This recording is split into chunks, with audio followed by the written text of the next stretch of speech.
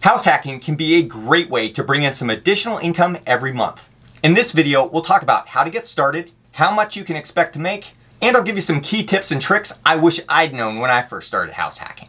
I'm Craig. I'm a former financial coach and jack of all trades who wants to help people learn useful life skills that aren't being taught in most schools. Subscribe to my channel and we'll work to level up our skills. Plus, I'll try to make it entertaining.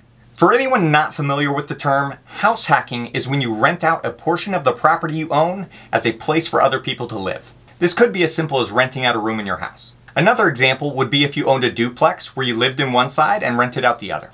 House hacking is also popular for people with finished basements or an additional dwelling unit in their yard. House hacking builds off the idea promoted in the book Rich Dad Poor Dad that your home is not an asset unless it's generating income. If you haven't read that book yet, I'll leave a link in the description. It is a must-read for helping people develop the mindset for finding opportunities to generate more cash flow. I've been using house hacking since 2010 when I bought my first house. The real estate market had crashed in 2008 and prices were still low. It was a good time to buy, knowing that I could build equity in the house when the market recovered. But I still wanted to keep my monthly mortgage costs down because we had no idea how long the recession would last. So I shopped for a place that would have an ideal layout for renting out rooms to friends. You may be thinking, well, good for you, Craig, you bought a house at the bottom of the market. And you'd be right. But with the economic impacts of coronavirus, I wouldn't be surprised if a recession like this happens again.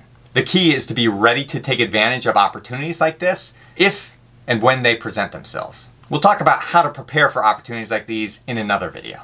To get started in house hacking, the first thing you need is an extra living space to rent out.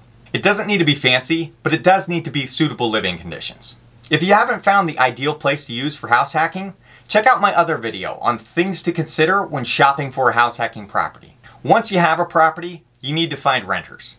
I've always found renters through my own network. I either rented to friends or friends of friends. This helped me to maintain a positive atmosphere in my house.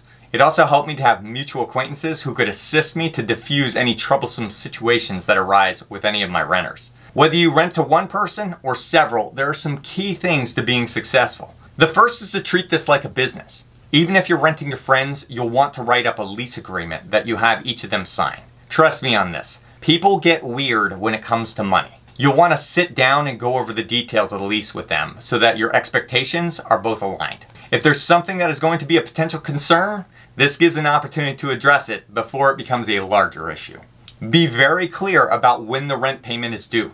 One of the most frustrating things about being a landlord is when people make their money problems your problems. This isn't meant to sound heartless. It's good to show empathy. Sometimes people were never taught to manage money, and sometimes people have just had a bad run of luck. But we also have to acknowledge that some people just make bad decisions with money. How you handle these scenarios when they come will be up to you. But remember, this is a business and you have bills to pay too. The amount you charge for rent will depend on your area. Use sites like Facebook Marketplace and Craigslist to gauge what rooms are going for in the area. I've always found it easier to lump rent and utilities into one flat rate that stays the same each month. This makes my rental income predictable each month and is less work for me. In my area, I was charging between $400 and $500 a month for a standard room in my house that shared a bathroom with one other renter. This price included internet and utilities. The mortgage, insurance, and utilities cost me about $1,350 each month. So having two roommates brought in at least $800 and cut my monthly bills down considerably. I found by pricing my rent on the cheaper end, I was able to keep renters for a longer period. This is important because when renters leave, you typically have some vacant time. And when you have a room not being rented out, that cuts into your profits. Be sure to save some of your rental income for expenses you may incur from having renters. There will undoubtedly be some wear and tear on your house, and you'll be responsible to fix it. Just know it's coming at some point and budget accordingly, so it's not a surprise. In my experience, house hacking was a very profitable way to bring in some additional income and was worth sacrificing some of my privacy and personal space. Implementing a few of these tips and tricks I learned over the years will help set you up for success. But the main rule I have for house hacking is this: set up the house to prevent situations that make people upset. If you can do that, your roommates will generally be happier and stay longer, which in turn typically results in you making more money. In my next video, we'll go into more details about things to consider when shopping for a house hacking property.